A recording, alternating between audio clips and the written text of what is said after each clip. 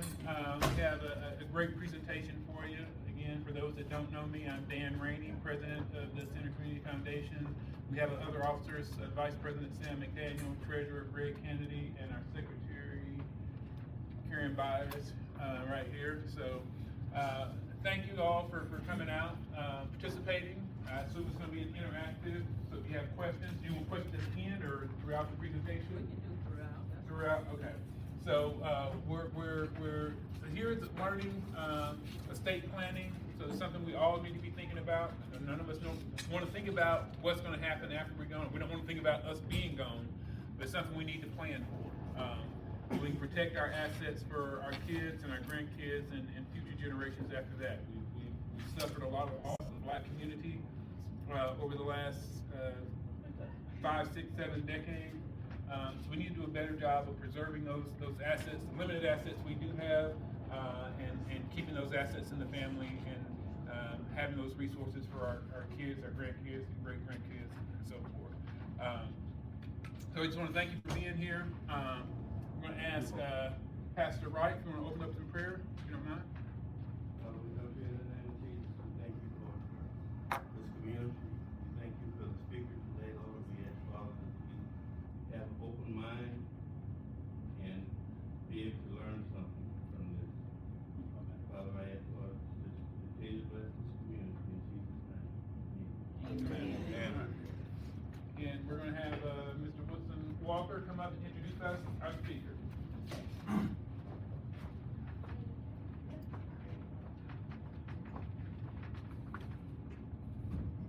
A big thank you to the Cleveland Community Foundation and its leadership and its membership for giving Land to Family Inc.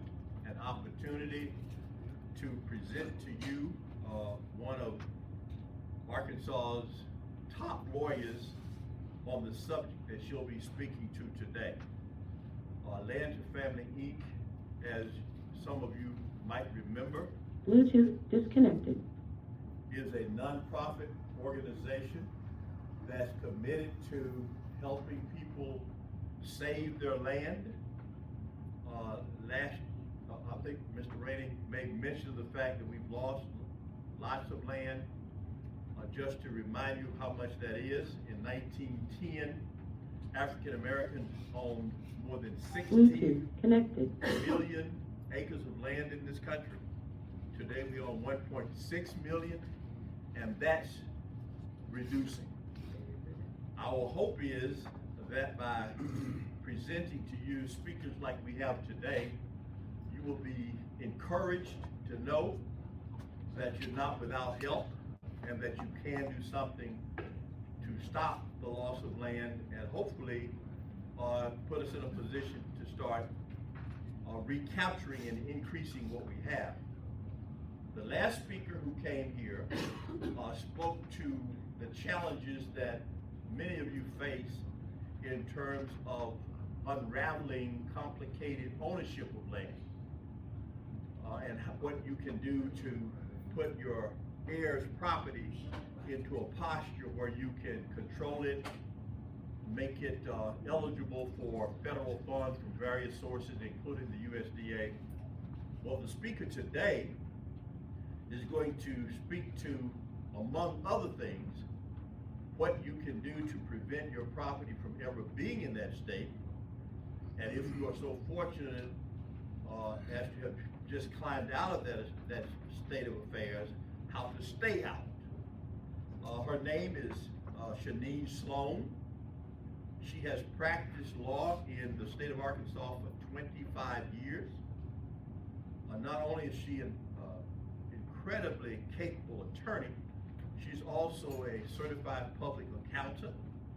So she understands legal issues, she understands accounting issues, and she advises people in a number of areas, and I'll leave it to her to explain to you what those areas are. She is a native of Arkansas, Sherwood, so she's one of us. She's a graduate of Henderson State University in Arkadelphia, where some of your children and some of you may have attended school. and she's also a graduate of the Bowens School of Law. And she has practiced in, I'm aware of at least 2 other firms before she started her own firm. And now she is on her own, picking cases that she feels comfortable representing people on. And when she's not, she'll tell you, and if she has an alternative for you, she'll tell you that too. She is here today at the invitation of Land to Family Inc., but you're free to contact her directly if you want to. If you think that you hear something today and you want to follow up with her on. She didn't bring business cards, but you have Land to Family Inc.'s contact information, so we'll always be in a position to put you in touch with her. So that my wife doesn't tell me I've talked too long, I'm going to sit down and turn this program over to this incredibly gifted and talented lawyer, Attorney Shaneen Sloan.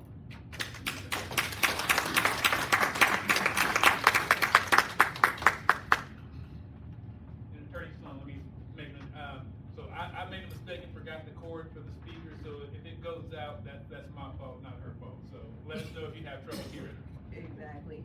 Good morning to everyone. Good morning. Beautiful day today. Yeah.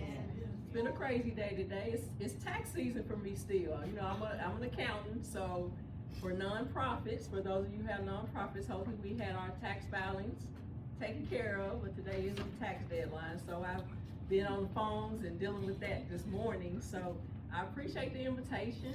Thank you all for coming. Thank you to Mr. Walker for, again, setting this up for me to speak to your group. I've been looking forward to this and talking about something that's dear to my heart, estate planning, and just really honestly, guys, planning in general. I know Ashley Steps was here the last time, and I know she did a wonderful job as always, but she was talking about things dealing with situations when a plan has not been put in place, right? When you're dealing with air property. Can everyone hear me okay? Can you hear me okay? Not really. I need to hold it. Is that better? Okay, I'll just hold it. So like I was saying, so with air property, you have a situation where, you know, family member passes away owning property. Like that better? Okay, so family member passes away with property, and there was no plan put in place. So my side of the process is usually trying to be proactive and trying to make sure families take care of things on the front end, so you don't have to deal with a lot of the drama, headaches that comes with not having a plan. So what I wanted to do today, I have kind of a two-parter. At first, I'm going to talk about estate planning in general. I want to make sure everybody has general understanding, because there's a lot of misunderstanding when it comes to how things work, especially in this state. So I want to make sure just everybody's comfortable with that, kind of those general ideas, and then we'll talk a little bit about that process of probate that you have to go through when you don't do a plan, right?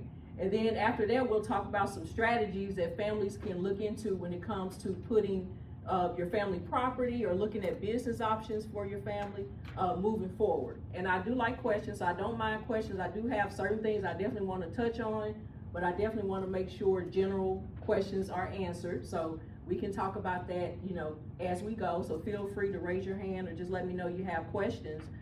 Again, the presentation is more just general information, and I do have it on a thumb drive, so if I needed to leave that information with anyone, I can do that as well.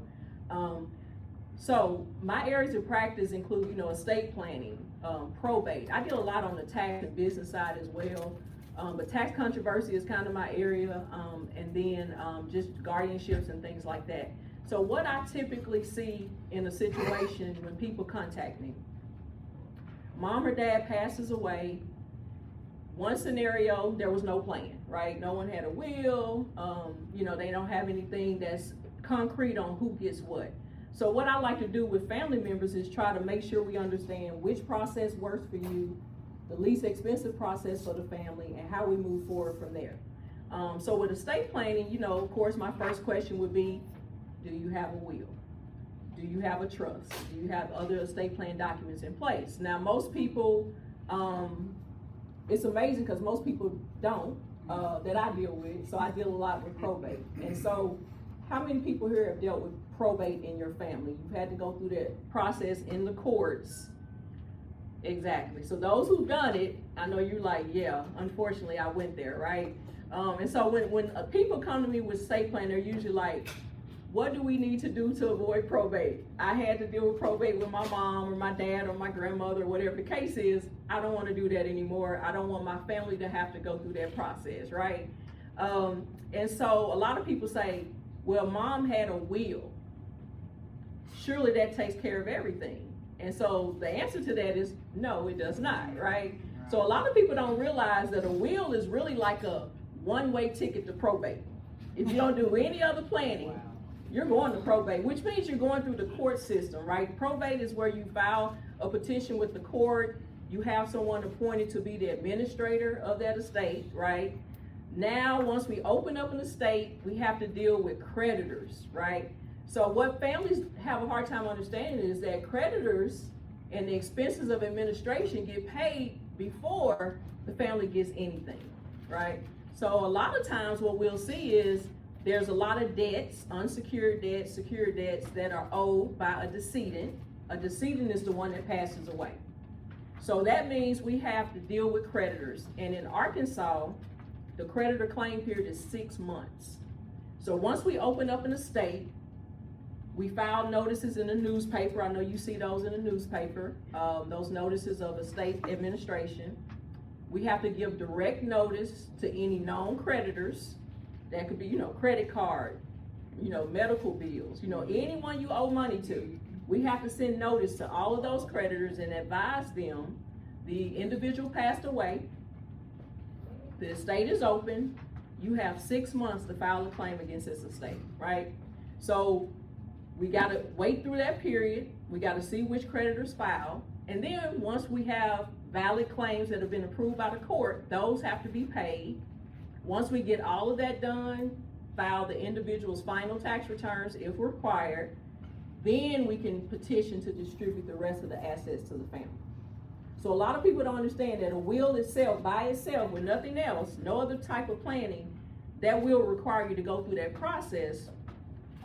Now there's 2 different processes in Arkansas. There's an informal process where if your estate is under $100,000 and you don't have creditors, then you can go through the small estate process in Arkansas. So a lot of states, we can get it done with the small estate process. It's just an affidavit that you file, and then you're done.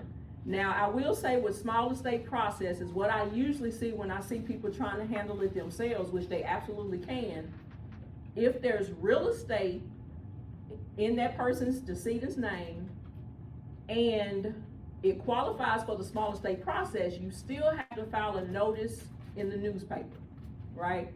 And that notice basically advises of the death and tells creditors under the small estate process, you have 3 months to file claims.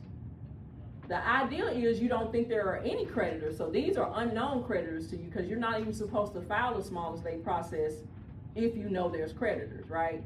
So the idea is after 3 months, the notice is filed, and then you can take the necessary process to transfer that title from the decedent to those who are entitled to it. So that's the small administration process that we do have in Arkansas. You can handle that on your own, but you can also have an attorney handle it, especially when there's real estate, because you're gonna need to make sure the title on the real estate is transferred properly. But in order to do that, you have to meet the requirements of the statute, which does include notice. And that's where a lot of people get tripped up. They may file the affidavit, they'll list the house, but they don't take that next step. So therefore, you haven't met all the qualifications to get that title transferred where you have clear title to that property to whoever's inheriting it. So probate, again, it can be a headache for families because a lot of times if there are more debts than assets, then it's a situation where the family will not inherit anything. Yes, sir. So that 3 month or 6 month window starts after the notice is sent or not at death? So That's correct. If you don't file notice until 6 months after death, that's when the 6 month or 3 month window starts. So the notice timing starts when it's first published in the newspaper.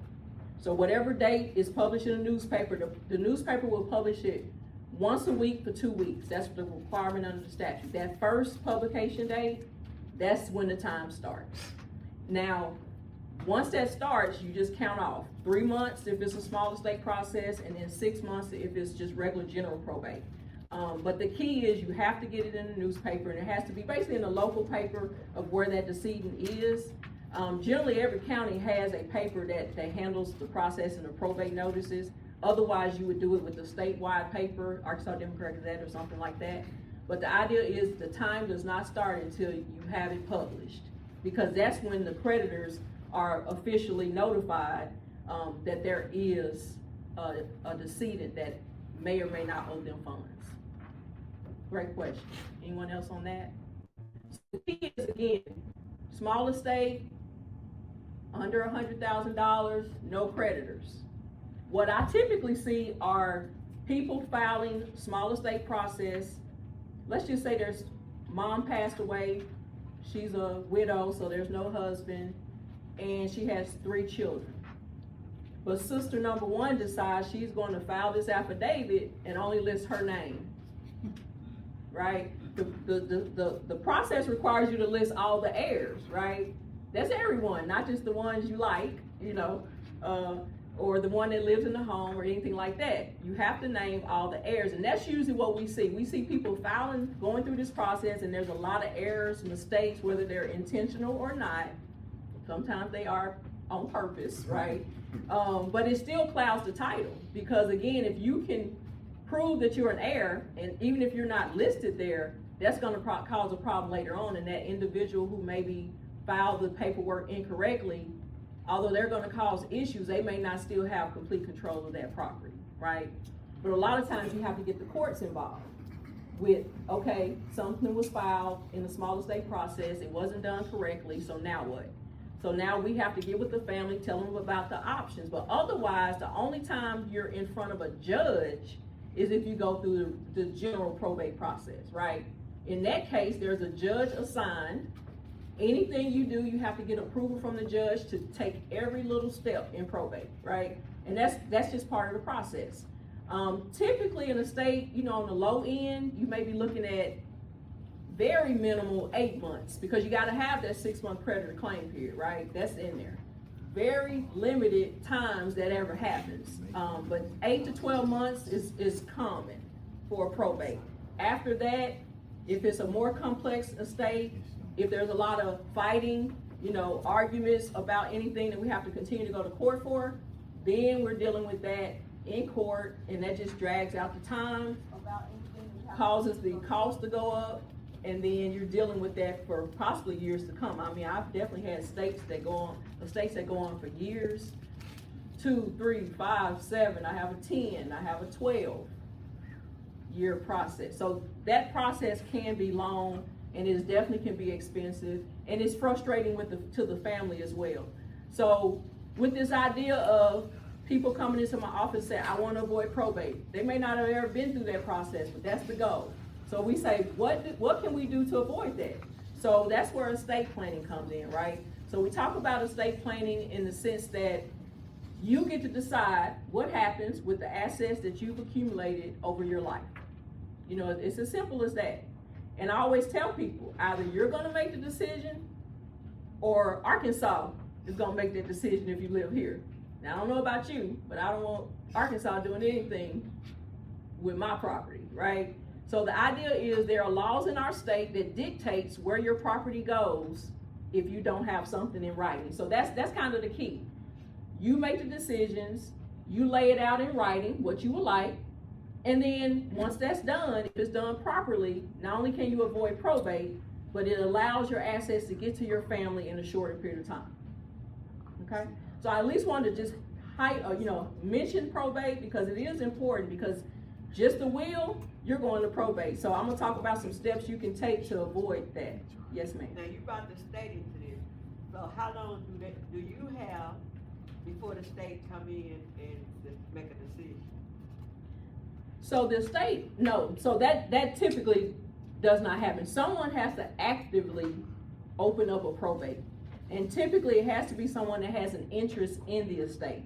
So you're talking about a spouse, children, or whoever their heirs are, right? It may not be, if they don't have children, it could be their siblings, it could be their nieces and nephews, but it has to be someone with an interest. So either you're nominated in the will, because that's part of the purpose of a will, right? You say who you want to be in charge, and you may name one person and you have a couple of alternates, right?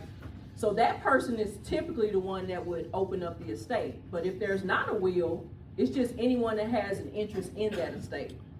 Otherwise, that estate, nothing happens.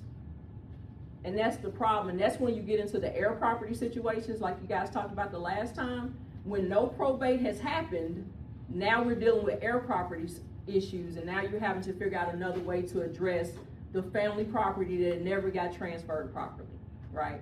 Well, how would you know if someone had a will or not? Great question. Yeah. Well, either they advised the people who they named, this is where my will is. They've had family meetings. Hello, children, I have a will. The will is in the safe deposit box. You know, that type of thing. But you're right, you have to know that a will exists in order to probate it. Yes, sir. I had one attorney say you should keep a copy of your will in your freezer so everyone can find it. That's a good idea. Yeah. Where you shouldn't leave it is in the Bible, because nobody's looking at it. It's like, you wanna hide money, put it in your Bible. No, the kids are not opening it. Don't worry about it. It's safe. It's safe. Yeah.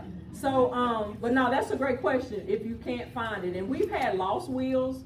We know there is a will, but we can't find it. And there's a process for going through probate and having that being officially validated by the court. And you do have to have a will validated. So if mom has a will, she sits it in the closet, we know where it is, we take it out. It says, ooh, mom said we get the house. And everybody says, okay, and everybody goes back to their life. And they never go through the courts to deal with it. That's when you get into the heir property, because you never dealt with the title situation. Therefore, now we got to figure out another way to resolve this, right? If you do not validate a will, it's only as good as the paper is on. It's not effective as far as transferring assets, right? So the key is you have to present it to the court. It has to meet all the requirements under the statute. And then if it's approved, it's considered validated. And now we can move forward and distribute in accordance with that document. Yes, sir. If you have a will, how long do you have within which to submit it to court for probate? Great question. So you have 5 years from day to death to probate in Arkansas. And if you don't do it by that time, what? So for instance, like we talked about a minute ago, if you don't file within that period of time, then the transfer of that property has not taken place. Okay. So in that situation, let's say we have a home, right? Mom's will, we found it, we agreed, oh, okay, we all get a share, we're great. We never take it to court, it's never validated. Then that document does not determine what happens to that property at that point in time. So if you've left your property to 2 people that you chose, and then that will is never probated, then under Arkansas law, your property is distributed in accordance to Arkansas law. So if you don't probate within 5 years, it's the same as if it doesn't even exist. Right. Is that correct? Exactly. Right. Now, in certain situations, it can be used for evidence, but not for purposes of transfer of title. And that's the main reason we have a will, right? So, in a situation where you have 2 children, you want everything to go equal, and your will was never probated, that's okay, because under Arkansas law, in that scenario, if you're not married, you have 2 children, your property goes to them anyway, right? But it's about whether or not you've transferred title to it after the death of the individual, right? Another thing, another misconception is with the will, one, of course, it has to be validated by court to be effective. It has to be filed within the 5-year period. But you also have to remember, the will only controls the assets that are in the individual name of that decedent that does not have a beneficiary tied to it, right? So we got to think about, so one thing we do with estate plan, we do an inventory. So if you're coming to me, we need to look at what we own, because a lot of times you've acquired assets over the years. You either forgot you had this account at this bank, you forgot about this CD, you forgot about, and so you have to think, what do I own? Because you got to start there. So one of the things I would suggest to anyone here, if you've never done an estate plan, that's okay. It's not too late until it's too late, right? And so one thing I always suggest is let's start with the inventory, a little summary. What do I own? List it out. It may not take long. 2 things I own, or you might have a long pages of a list of things that you actually own, right? But until you know what you own and how you own it, it's hard to do a plan, because that's the key. So when we talk about how we own things, the will does not control the assets where you name the beneficiary. So for instance, life insurance, right? Life insurance, I name my 2 children. At my death, they provide proof of death. They fill out the claim form. They receive the money directly from the insurance company, right? Everybody gets that concept. And what if you forget you named the beneficiary on your bank account and then put something else in the will? What overrides what? That's a great question. So with the will, it will dictate it will control if it was the last, as long as it's not a contractual. So a policy with the bank goes according to bank rules. So you know how when you're with the bank, one of the easiest way to transfer assets is to have a POD designation, Right. pay on death designation on your account. That is simple. Anyone can do it on their own. You walk into your bank, you say, I want to add a POD designation to my bank account. You fill out the form, they add it to your account, and it's just notated to say if this person still owns this account at the time of their death, this is their beneficiary from that account, right? But the key is you gotta make sure those types of things are updated, right? So if you open up the account before you got married, and you name, let's say that you named your sister, because I'm not married, I have a sister, I named her to receive my account, and I never changed that account is going to my sister. That's right. Because the bank has a contract with you. She said that's right. The bank has a contract with you to give it to who you told them to do, right? Same thing with life insurance. Even if in your will you had it going somewhere, if you filled out the paperwork with the life insurance policy with the company, you need to find out their procedures. Because most insurance companies will say, no, it's gonna go according to the beneficiary designation form, right? So that's why it's key. Even if you put it in the will, it goes to my sister. You need to fill out the form, it goes to my sister. Yes, sir. Yeah, I wanted to know, okay, you have a will, and you got 3 children, Yes, sir. and you wanna give it all to one child. Do you have to mention the other 2? Oh, Great question. I get this a lot. Absolutely mention them. absolutely. But you absolutely don't have to give them anything. And so when people come to me, I'm like, look, you're not obligated to leave anything to your kids, right? So don't feel bad. So when they come in there, they, oh, well, I don't know if I want, I say, hey, it's up to you. This is your world. I'm just writing it out. So the key is you have to mention them. Because there's an argument that if you don't mention them, oh, he just forgot about me accidentally, right? And so now I can go to court and argue that I should have been included because I wasn't mentioned at all, as if I don't exist, but I'm here, right? So there's a way for a family member to challenge a will when you did not name them, and it's just your children. So let's be honest, put them down, name them, and you don't have to leave $1. You don't have to leave, because the more you leave them, they're part of this process, right? They are an interested party because they're named. So if you say, I'm not gonna leave my son anything, so I'm just gonna get him, I'm gonna leave him $1. Okay, now we gotta give him notice every time we do something in probate. There's a process, right? Interested parties get notice about everything that goes on with the administration of that estate. So it is very important to remember when you add people that you really didn't want to add, they're part of this process. They could make probate a longer process, a more expensive process, and all they're getting is $1. Yes, sir. So when name you say, I acknowledge these are my kids. That's blah, it. Blah, blah, and then I'm leaving property to this one. That's it. Okay. And you say, I'm not leaving anything to my son X. That's it. I understand that I'm not leaving things to all of my children, and that's the way I like it. Yes, sir. A question from online. Miss Janice is currently dealing with something right now with her granddaughter in courts in Maryland. She said it's been in probate since 2008. Her granddaughter is an only child. over $100,000 she still has not been able to collect, still in probate with no explanation why. It's been a nightmare. She's had to deal with, Maryland attorneys and laws. And so she's asking, maybe what's the average cost of a trust? Can you explain revocable and irrevocable? And then is a trust irrevocable if you intentionally leave someone out of the trust? And if you're gonna come to that, Yes. in the natural course, then. Great questions. I will definitely be coming to that in just a minute. Did anybody else have any questions about probate? I just wanted to make sure I covered that generally. Yes, sir.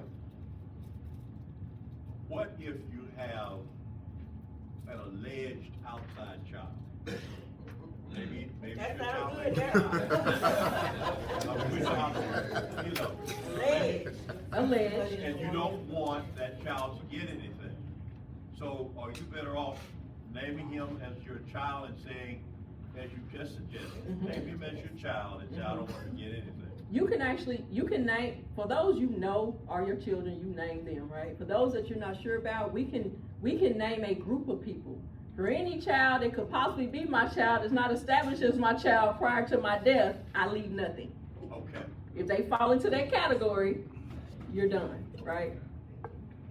And sometimes we need to do that. So, alleged could also be that you don't know, and after the fact, somebody comes, so they're not named, and they come up and say, wait a minute, Mama said or whoever. Exactly, because in Arkansas, they still deal with legitimate and illegitimate children. Oh, that's so wonderful. Can I ask a question though? Yes. Okay, here we go. Suppose you had a person you thought was your child, and it comes, DNA says not. How is that addressed? It depends on whether or not that determination was made prior to or after death. After that?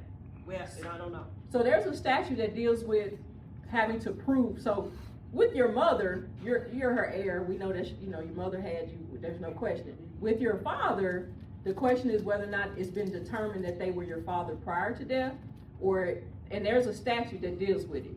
They have basically 180 days after death to basically establish that they are an heir. So there are steps that individuals have to take in order to even be part of an estate of a decedent. So they can't come in 2 or 3 years after the fact. No. Even if it's probate's drawn out 6, 7 years, they can't halfway in No. and say. And that's under the statute, and that's for anyone that has not been established a child of their father, right? But what is Now there are some rules that say, of course, if mom and dad were married when they had you, you're good, right? Mom and dad got married after you were born, but you're theirs, you're good. Dad is on your birth certificate voluntarily, you're good. Dad has been paying child support, and it was confirmed that he was your father through a paternity action, you're good. So if it has been established you're the child, and then there's a pecking order of things that you can do after death, but there's a very limited period of time that you have to do that. So I actually had an estate where, and I'm just gonna be honest with you, in a situation where these are my siblings, they've always been my siblings, I know they're my siblings, but yet dad had this child before he got married to my mom, right? Technically, that child may still have to go through hoops to become an heir. But the family could just say, that's my brother, we're good, he's an heir, let's move on, right? So with happy families, we don't usually have that issue. But it can be a lot of headache, and we've had cases like that where individuals are wanting to be part of an estate, but yet they don't meet all the checklist requirements. So they have to do something to become part of that process, and if they don't do it timely, they're out. Okay? So again, with the probate, how are assets owned? If they have named beneficiaries, it's not part of probate. So that's the key. Not part of probate. It is not part of this process. If it's insurance that has beneficiaries, retirement accounts, 401ks, IRAs, anything like that have beneficiaries on it, or joint property, I own things jointly with someone with rights of survivorship, which says at the death of the first owner, it becomes the sole property of the second owner. Or if you're married, it's called tenancy by the entirety, which means husband and wife own something. So a lot of times at the first death of a married couple, we don't typically have to do probate as long as they owned everything jointly, because it goes to the surviving spouse. We typically deal with probate after the surviving spouse passes away. So even if husband and wife have a will, husband passes, we don't have to probate his if he and wife owned everything together, because there's no probate assets to probate. But then we have to look at, what does mom have when she dies? Does she have a will? Does she have a trust? And then you go from there. So we have to determine what's part of this estate, because sometimes there's nothing in the estate. And that's our goal, is to try to make sure things are outflow outside of the estate. So if you have a will, which again has a purpose, you may have to take some extra steps to avoid it if you only have a will. I call it will substitutes. Like I talked about, transfer on death, pay on death designations, joint ownership, beneficiary deeds for real property. Let me hit on that real quick. A beneficiary deed is a deed that's revocable. You can file it in the county of record where the property is, and you name who you want to have that property at your death. The great thing about a beneficiary deed is you can name someone today, you can revoke that next year and name somebody else the next year. It's revocable. Not like adding someone to a quitclaim deed where you're giving them ownership interest. Don't do that. Giving them ownership interest right now. Now you got to deal with them if you want to do anything with your property. But a beneficiary deed, they have no interest until your death. Yes, sir. Beneficiary deed have to go through probate as well? It does not. So you just have to file it with the real estate records prior to death. It has to be filed by the time, if they pass away and you haven't filed it, it's not effective. It has to be filed before you pass. That's the only requirement. And if you have a will and you name someone power of attorney of that will, can that power of attorney change the contents of that will? Can they change what you have specified in that will? Okay, so let me for clarification, power of attorney is a separate document from a will. Okay, so if you have a power of attorney, that is a document that deals with issues during your life, right? So there's two types of power of attorney. There's a healthcare power of attorney, and there's a business or a financial power of attorney, right? The healthcare the power of attorney basically says if I'm unable to make healthcare decisions for myself, I'm authorizing this named agent to act on my behalf. But it's only if, one, you're incapacitated, you can't make decisions on your own, or two, and those are called springing. It springs into action only if you ever become incapacitated. The other way is immediate. As soon as I sign on the dotted line, they have authority. So when we deal with power of attorneys, I ask, do you want this to be only if you become incapacitated, or do you want this to become effective immediately upon signing, right? So there's different ways to do it, but those are the two main. So you have the healthcare, and then you have financial. So during life, everyone here needs to consider having a power of attorney. Now it's easy when you're married and spouse always makes decisions for you, and they're there and they can make a decision, no issues, right? But you have situations where you have multiple children, mom is not married, and now everybody's running to the hospital. People want to do different things, and they're telling one child is telling the doctor to do one thing, another's telling someone to do something else, and they're looking like, who has authority, right? Nobody has a power of attorney, but all of these kids are on equal footing, right? So they can't necessarily listen to one over the other. But if you want to make a decision about which of your children gets to decide, you need to have a power of attorney. It only is effective during life. So at death, people love to bring me power of attorneys after death. I'm like, that does me no good at this point, because it's no longer valid. It's only during life, and it only gives them the power that you give them in the document. So I always say, be very careful with power of attorneys, especially the financial. Now, if you know your child is not good with money, don't put them as the agent of your financial power of attorney. What are we doing? Don't do that. Yes, sir.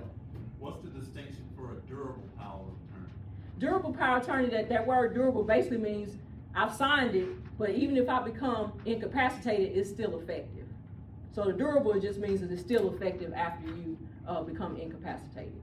So you definitely want to have that language, and that's typically what you see now. But if you don't have that, you become incapacitated. Now we have something that's not effective. Yes, sir. What happens if your spouse's name is not on your property?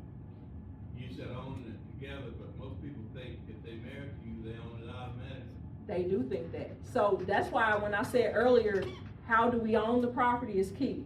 So as a spouse of someone that owns property, I have certain rights as a spouse, but I'm not the owner, right? So if the owner passed away and you did not own the property with them, you have some rights as a spouse to basically, live in the house for life and those types of things, but it's not your property.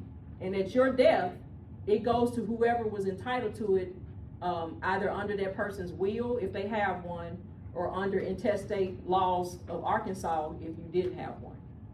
So ownership is key, and that's why that inventory I spoke of earlier, you'll be amazed how many spouses assume they own the property. And they'll say something like, well, I signed paperwork. The bank has you sign paperwork to cover them. So you can't say you didn't know your husband or wife went and got a mortgage, right? They went and incurred some debt.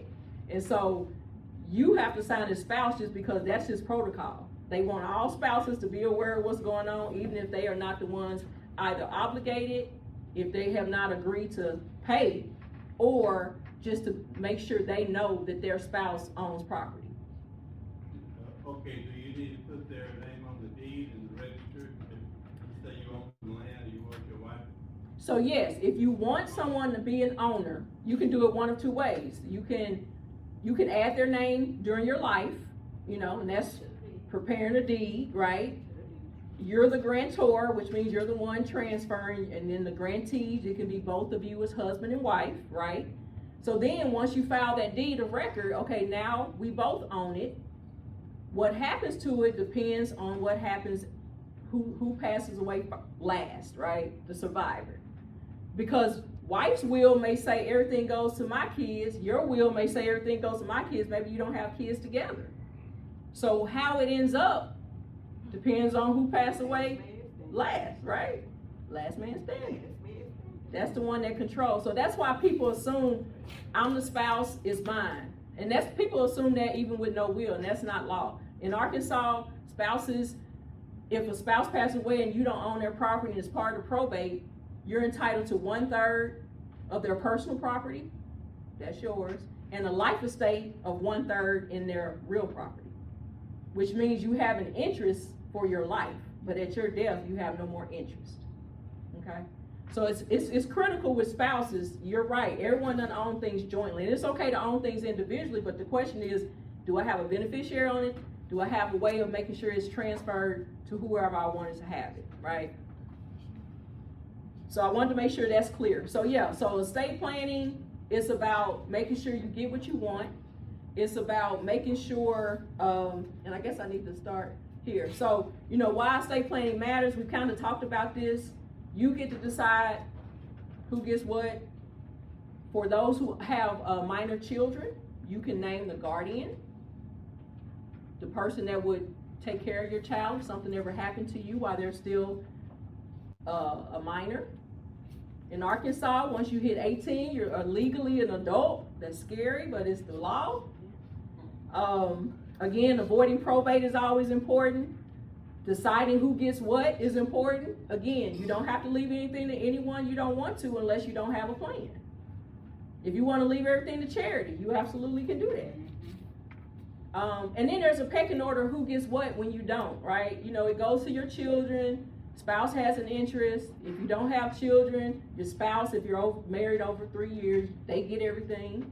But if you're married for under 3 years, now you're splitting it between the spouse and your other remaining family members, whether it's your parents, if they're still alive, or your siblings, and it just goes down the line, right? So who gets what depends on who's in your family if you don't have a plan. So some people love their siblings, they don't mind it going to their siblings. Some like, no, they're not getting anything from me. Well, if you don't have a plan, they will, right? So also with this, it gives clear decisions about a lot of different things. But so that basic will, yeah, you need it. And you see how this lovely family smiling? That's not what I see, because I deal with probate. Nobody's smiling. Everybody's mad. Everybody's upset. But because we didn't have a plan, right? So there's a lot of essential documents. Of course, we talked about the will, and we're going to talk about this revocable trust. Then the power of attorney, I've hit on that, in the healthcare. So So you have your power of attorneys, health and financial. I know you guys have heard of a living will, right? That document is again only effective during life, but it basically gives directives on what type of care you would want if there's a terminal illness, your end of life decisions.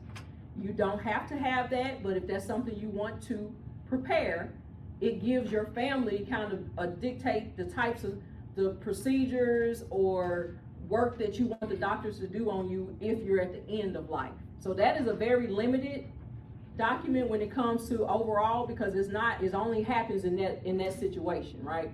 So you have power of attorneys, you have your living will, and then you have a trust. So again, the idea behind a trust. Revocable trusts are pretty commonly known. Living trusts, you can make changes to it during your life, right?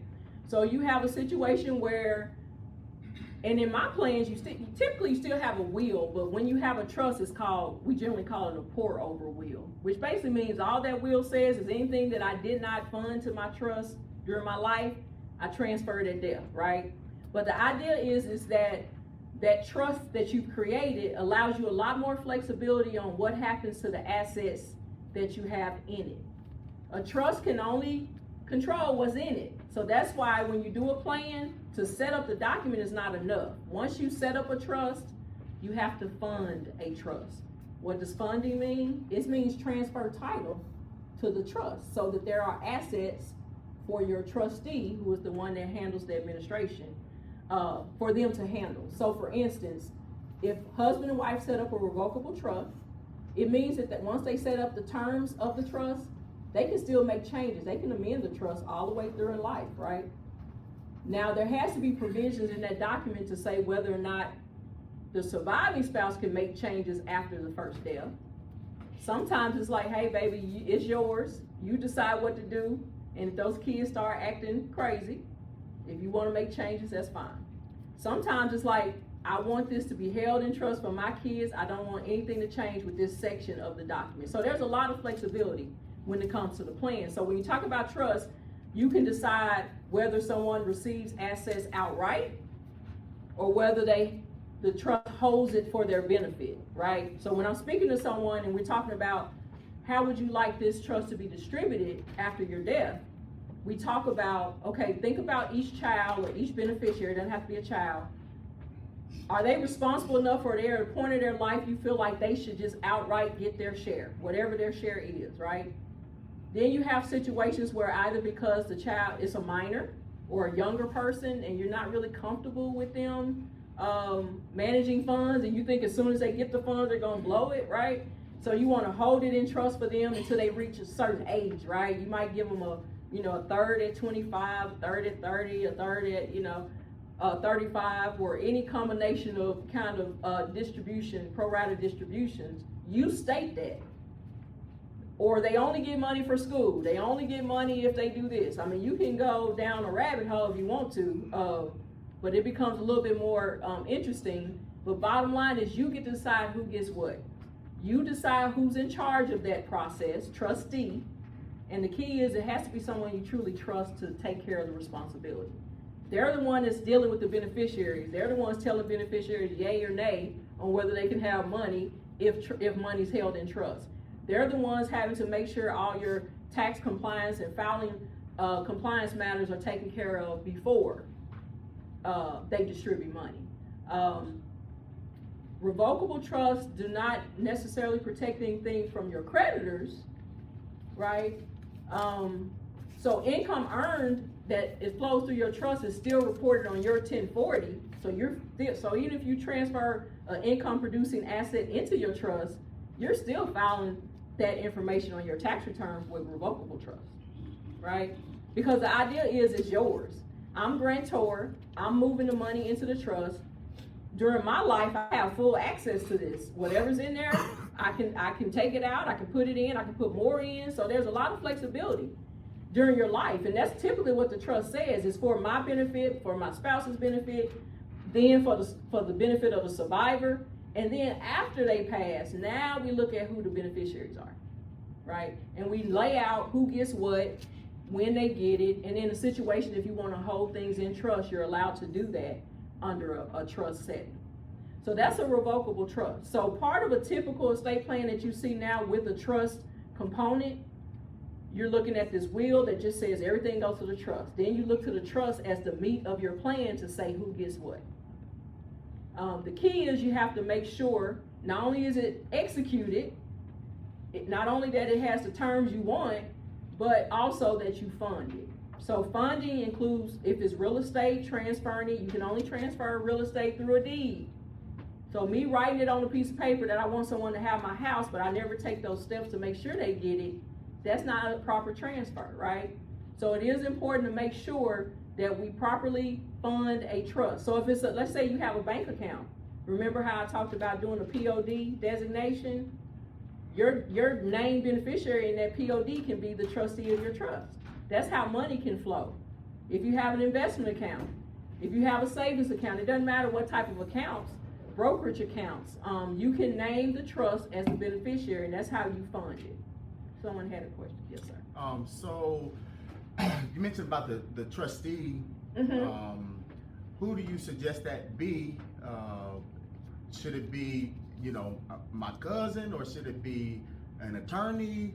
And then what costs are attached to that? And then what's the consequence if who I appoint then mismanages it? Or can it change it? Okay, good question. So who should it be? You have to tell me. I'm rhyming. Okay. It depends. So a trusted family member can be a trustee. You can have a corporate trustee, which is where a bank who has a trust department can manage, and you might see that. In certain situations, a corporate trustee may be the way to go.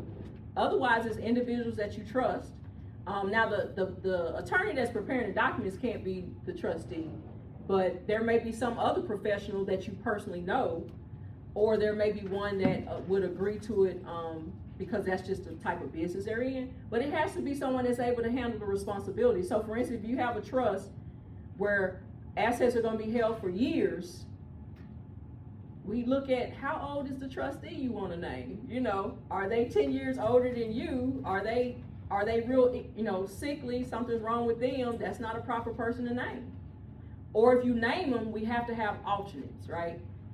Meaning you name as many as you want to be the alternate or successor trustee if you're unable to. Can I piggyback on that? Can it be established that the trustee has to take directives on certain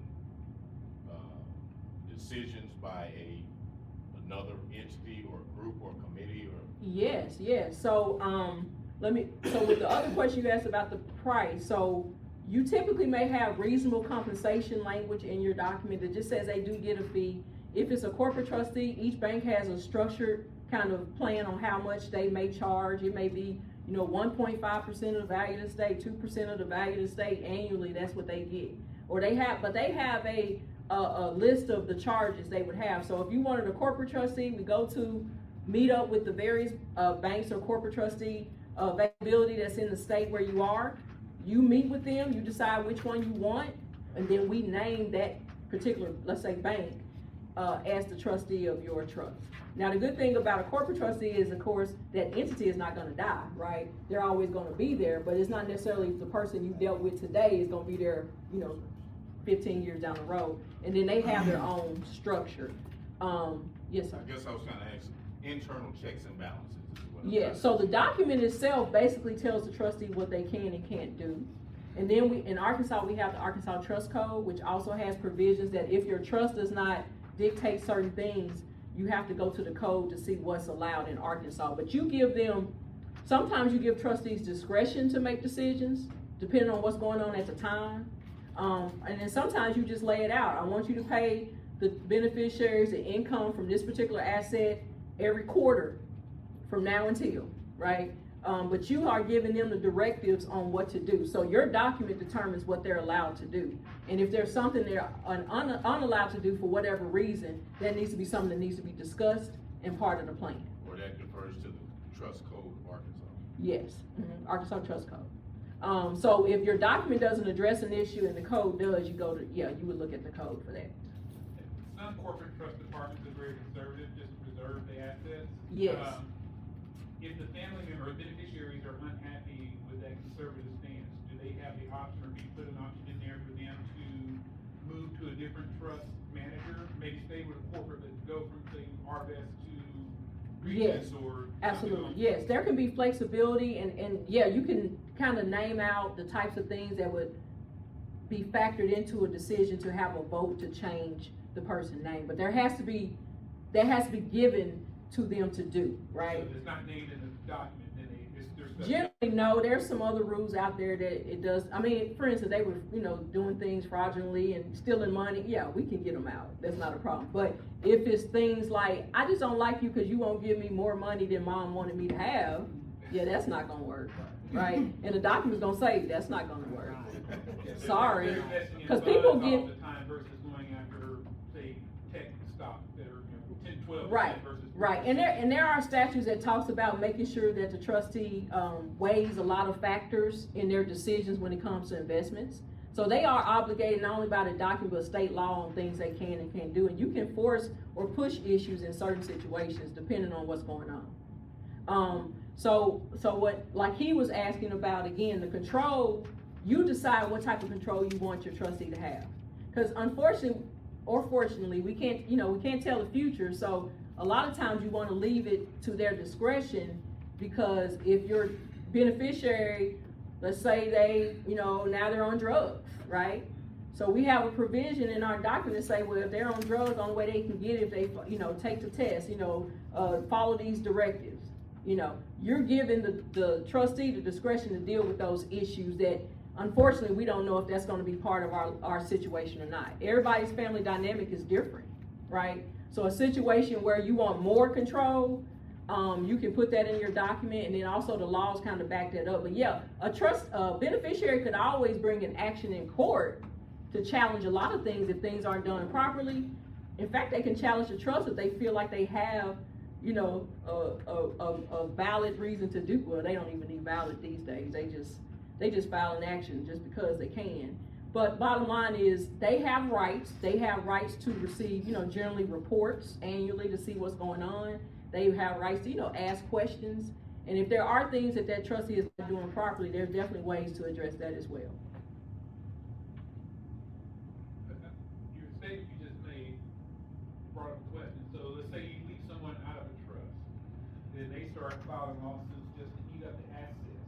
Can you force that person that's filing the lawsuits to pay for the court costs or legal fees of the trust? Depending on the type of case, but in a lot of situations, you have language in your document to say, if you challenge anything, if you take anything to court, you're not getting a share even if you're successful. I mean, so there's ways to address that issue in the document, and that's what we do. Like, we're like, if you're gonna contest this document for any reason, or if you're gonna challenge the trustee for not being. They're just being petty. They wanna eat up the assets so you can't, the other beneficiaries don't get anything. They wanna keep you in legal battle so all the assets are eaten up so you can't get anything. Right, and so in that situation, and again, they have to, again, they're only gonna go so far if they don't have a valid, in other words, you can't just challenge it because you didn't get anything, right? I'm mad, I didn't get anything. Oh, well, you're not, that's gonna get thrown out. But you have to have a valid reason to challenge. And then if you're challenging things like capacity, you still have to have proof, right? You gotta be in the trust. If you're challenging whether they had capacity and you're not in the trust, your argument would be as an heir, right? Because if this trust becomes invalid for whatever reason, and for some reason it's considered not a valid document, then you have to go back to Arkansas law to see who gets what. So there's an argument that you could have an interest in something if it's challenged and thrown out, right? Can you challenge a trust that exists, that was made when your parent had, let's say, brain cancer? So the question is whether or not they understood and had the intent to set up a trust, they knew what they were doing at the time they did it. Just because you have cancer, it just depends on the situation, right? You may still have the ability to understand what you're doing at the time you sign that document. But is it easy to challenge? No. Okay. It's something you can do, but each case is different, so I couldn't say how easy. I don't think anything's gonna be easy when you're challenging those types of things, because the question is, what else are they doing in their life?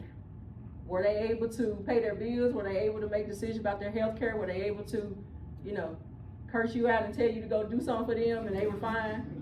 Mom seemed fine to me. She told me, right?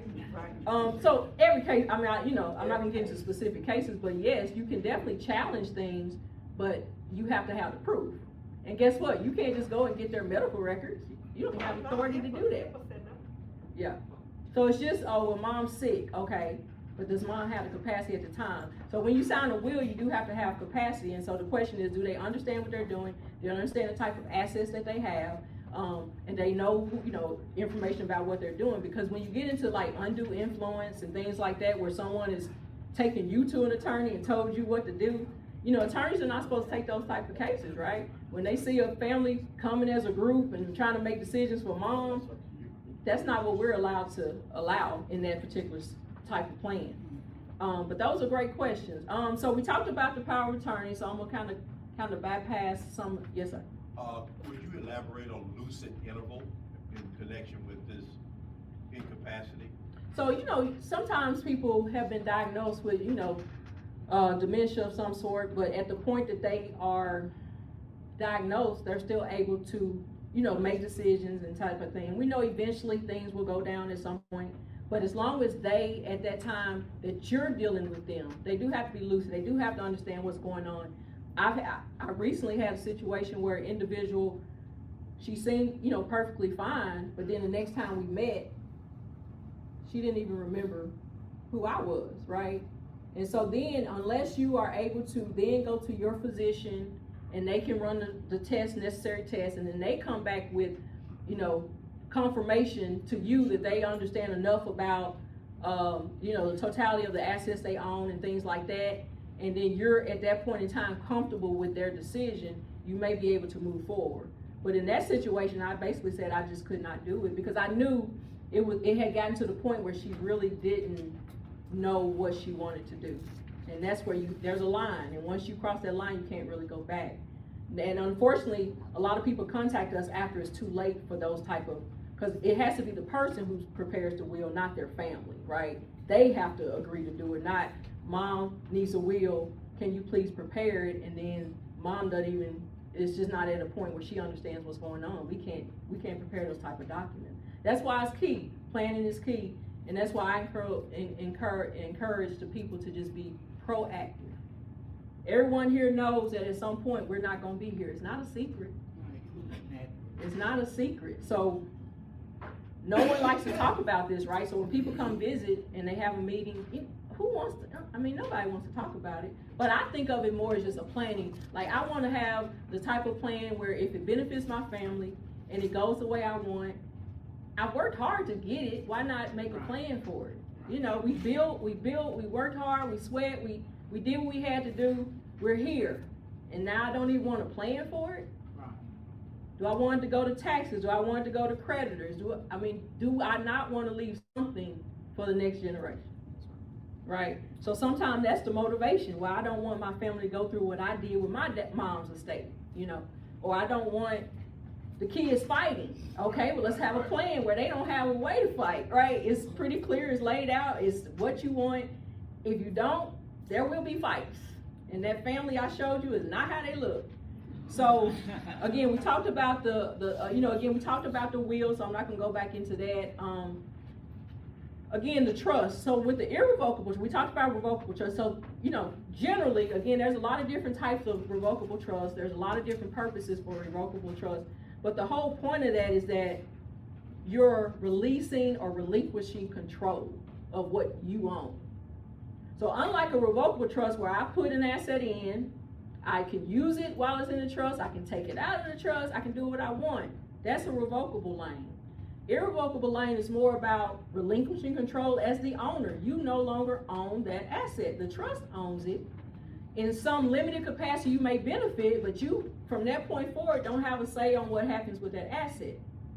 Whether or not you need an irrevocable trust depends on your, everyone doesn't need an irrevocable trust. I know people hear that a lot, but it just depends on your situation. You might have an estate that's large enough to try to set up a trust to avoid estate tax, right? So if anybody in here is in that realm, we need to talk later.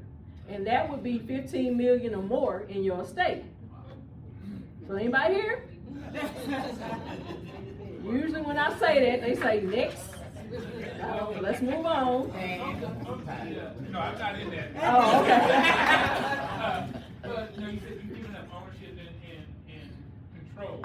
I've seen some people say, well, you can maintain, so normally with an irrevocable trust, you give up being the trustee. With a revocable trust, you can stay the trustee. Yes. Is there ever a possibility with an irrevocable trust, you can keep that managerial capacity? There's a limited amount of things that you still may be able to have a say as far as dealing with the trustee. Trustee makes the decisions at that point in time, right?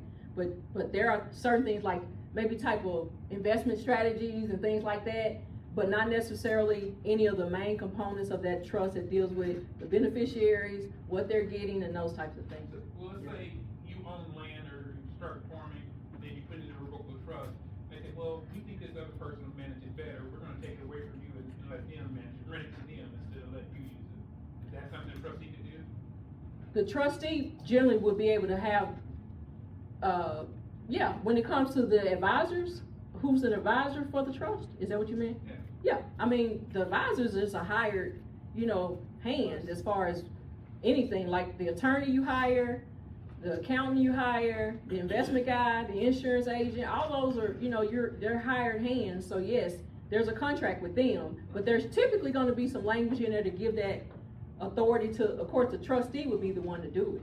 But the grantor may be allowed in certain situations to give recommendations, but the trustee could say no. Yes, sir. So whenever you hear, a politician, they run for office, they get office, and they kind of invest themselves so they don't have conflict of interest, you hear that they put it in some type of trust. Which situation would that be? Revocable, irrevocable? Or just well, it have to be some form, generally it's some type of irrevocable trust where they don't have a say. Because as long as it's revocable, you can grab it at any point in time. Which means, remember when I said earlier, creditors can attach to your assets that are in a revocable trust, right? So any type of issues you're dealing with on that end, if it's revocable, it's pretty much yours, but it's not yours. But where the irrevocable is separated from you as an individual. So for liability purposes, if you were to get sued, they couldn't attach to the assets in your irrevocable trust. Right? Yes, sir. Could you set up a revocable trust and then have certain assets in LLCs to sort of protect those assets? Absolutely, and we're actually gonna be talking about that. Did you have another question? No. Okay, so there's a lot of different planning ideas, right? So going back to real estate, there's a lot of different ways that you can own property, You can own it in your individual name. You can own it jointly with someone. It can be held in a trust, whether it be a revocable trust or irrevocable trust. It can be held in a business entity like a LLC. LLC is a limited liability company. And so that's where you actually have to file to organize or set up or form this organization with the Secretary of State, right? Once you set up this organization, you have to apply, you have your formation documents. So with an LLC, which is a business structure, but it can hold real estate and other assets, and it can be owned by multiple people, right? So the idea with real estate, you think about family property that you have maybe some business purpose for, you want to put it in an LLC. It's owned by all the members, but who operates or maintains and makes the decisions for that entity are the managers, right? So for instance, LLCs can be member managed, meaning everybody has a say, or manager managed, where you have designated person or two or whatever the number is of those that makes the decisions. So for family property that has a business component to it, you may assign 2 to 3 people. Typically want 2, 3, 4, 5. Odd numbers are better, but you want someone to be designated in charge. So when they're going to deal with creditors, loan applications for that entity, dealing with any programs that require paperwork to be filled out, that type of thing. Those are the people that do it, but you gotta, again, organize this entity. You gotta apply for a separate ID number, EINs are applied for through the IRS. Once you have an ID number, you need to open up a separate bank account for this new entity. And we have to make sure we're not using that account for our personal business, right? You have to keep your business and your personal matters separated. If it is a legitimate business that this family's operating that's separated from them, where you want to make sure for liability purposes you're protected, you need to make sure it's separated. And a lot of times what I see is it starts out that way, but then over time, you know, even if you individually set up an LLC, you think, okay, well, I have this side gig, I want to go ahead and set up this entity, and it works until it doesn't. And it doesn't when you start commingling, you know, mixing things up. So if you were ever audited by the IRS or the state, now you're dealing with whether or not I have control, or whether or not this is truly personal in nature or business in nature. So yes, an LLC can own real estate, can own other property. A lot of times you see it with air property.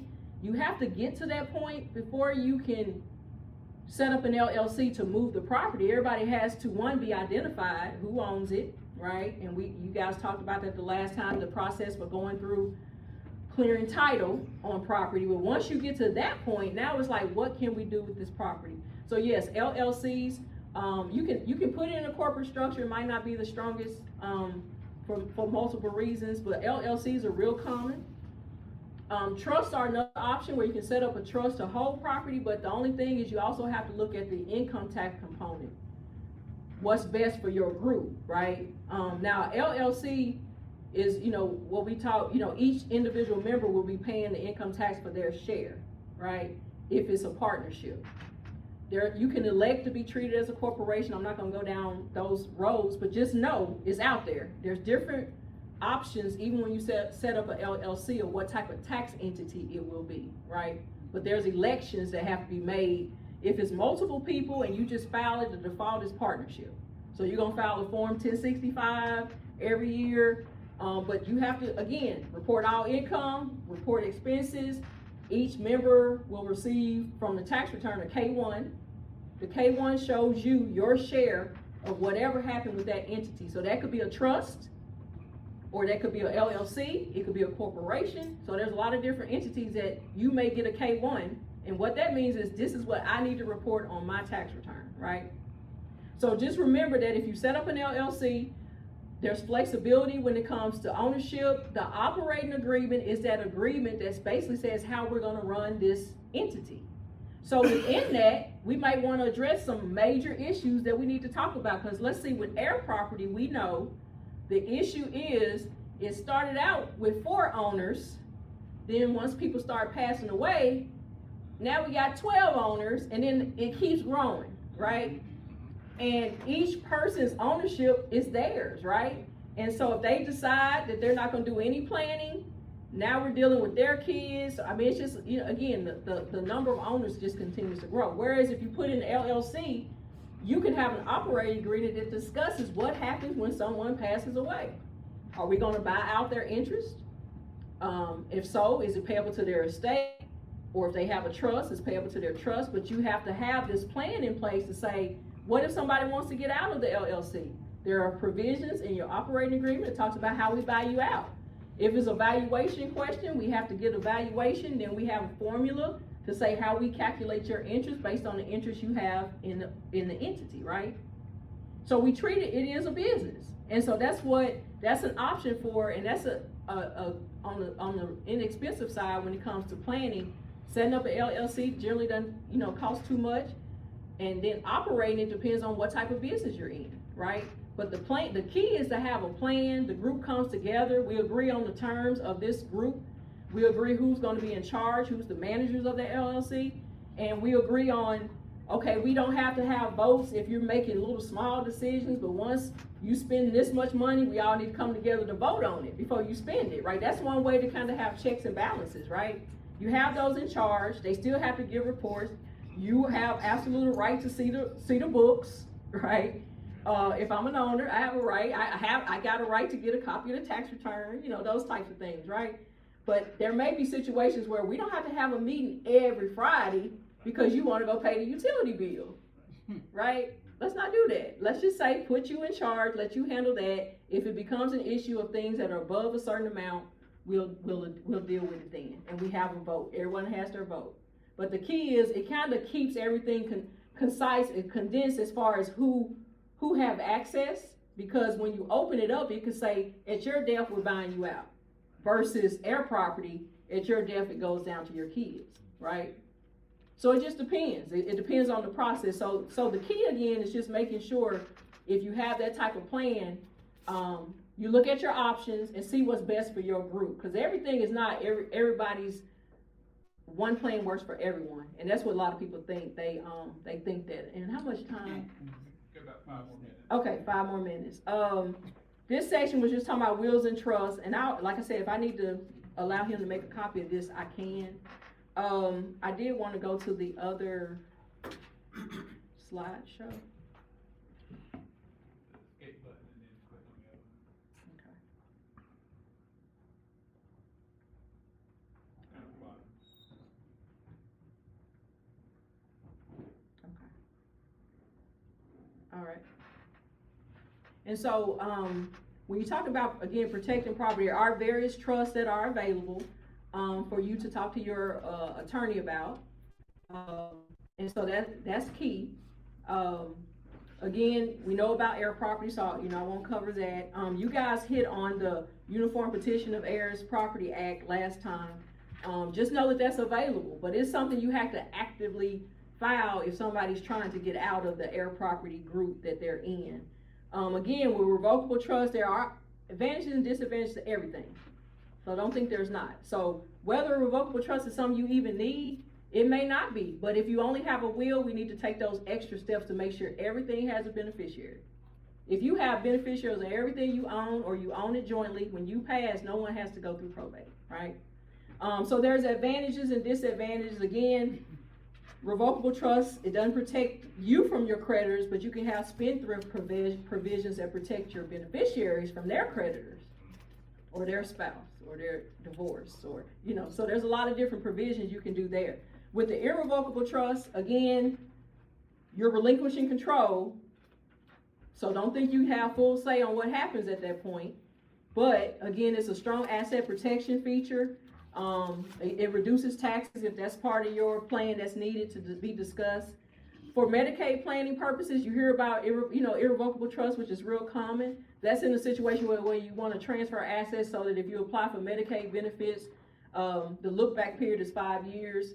If you've transferred it to that trust at 5 years or more, then those assets are not considered yours.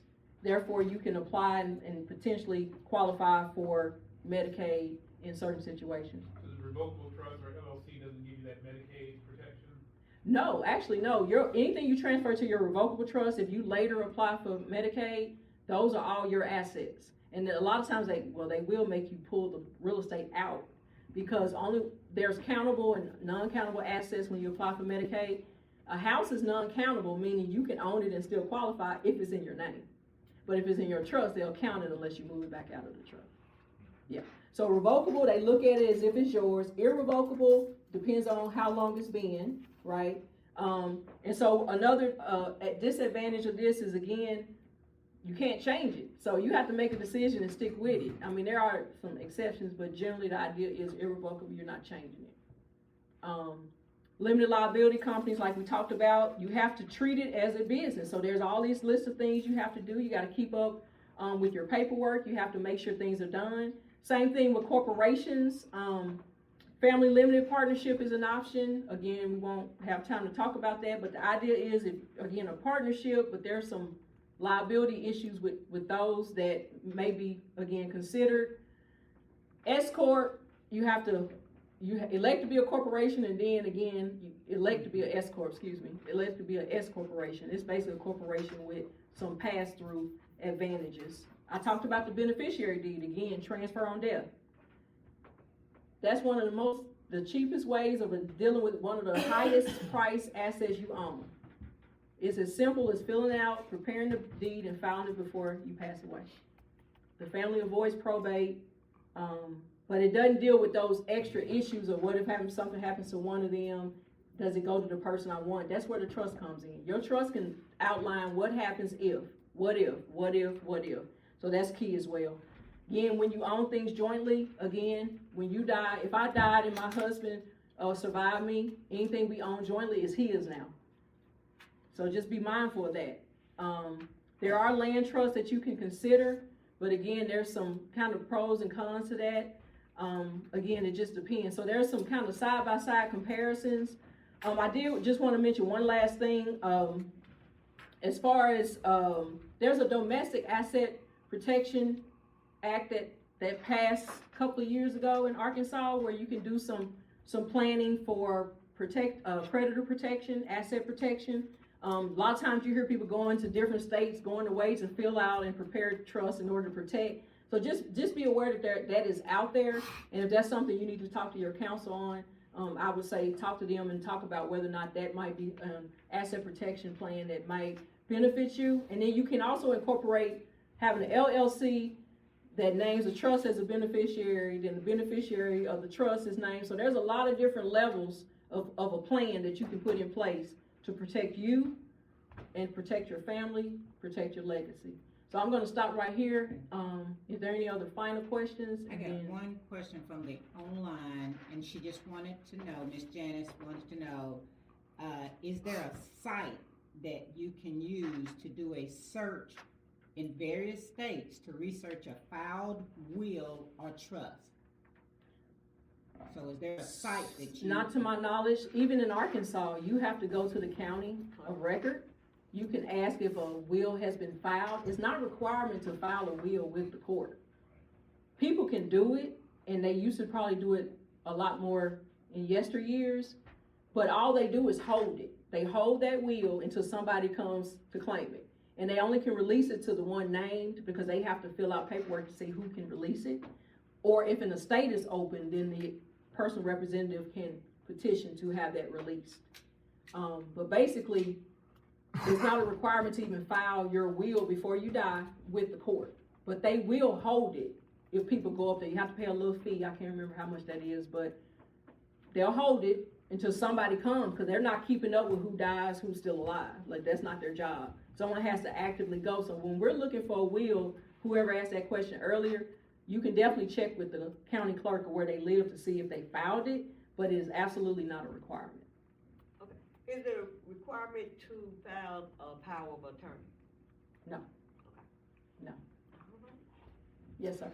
Yeah, what's the best process if you have a irrevocable trust and it's something in there that you don't care for? What's the best way to get out of it and get a revocable? So there's a lot of steps that have to be taken. It does depend on the provisions of the trust, but there's a way, a decanting language or that would allow assets to be moved to a new trust that may add different provisions, but it does depend on what your document says. It's some hoops, so you don't want to do that. If you think, nope, don't do it, it's some hoops to get over there, but in certain situations, you may be able to at least change. You won't be able to change beneficiary and things like that, but there may be some provisions that you can change. Okay? Well, thank you guys. I appreciate your time.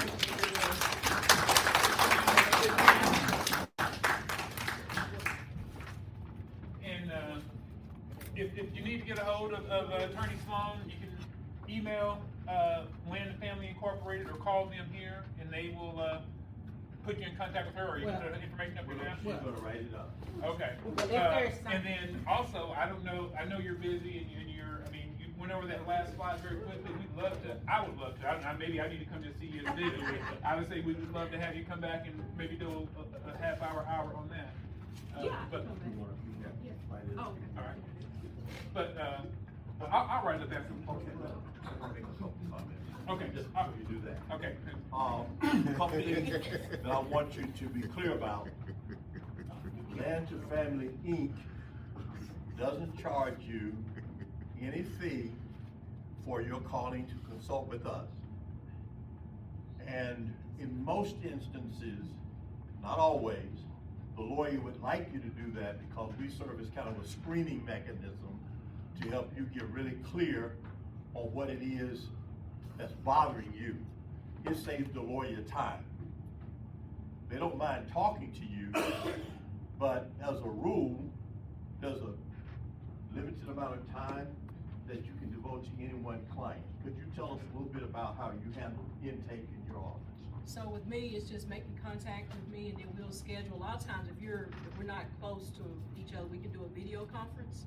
It makes it easier because it's wherever you are. I am, and then we talk about what it is you think you may need, and then we can schedule an appointment to kind of get a little bit more information, and then we decide from there if that's something that we can work on and have time to accept as a case.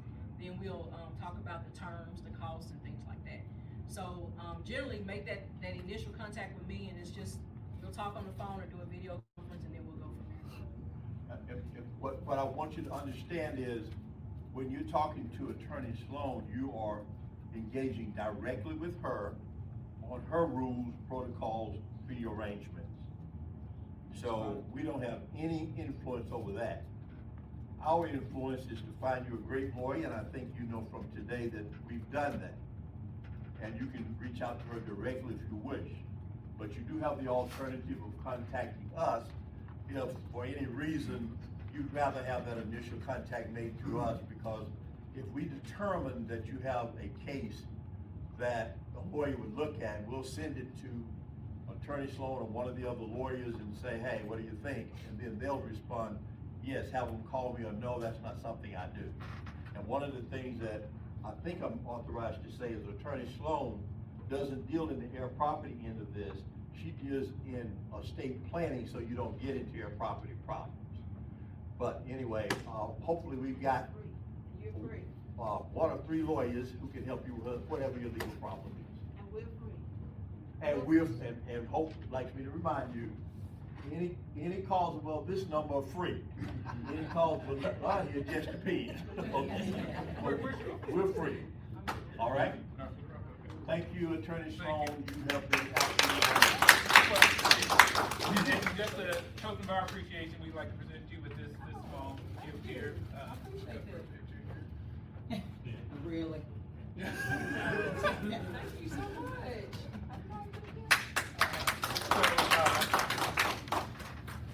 Again, thank you everyone, those online, those in person, for your participation. We do have lunch provided here. I'm gonna ask, where's he at? Reverend Byers. Oh, there he is. You bless the food and for us.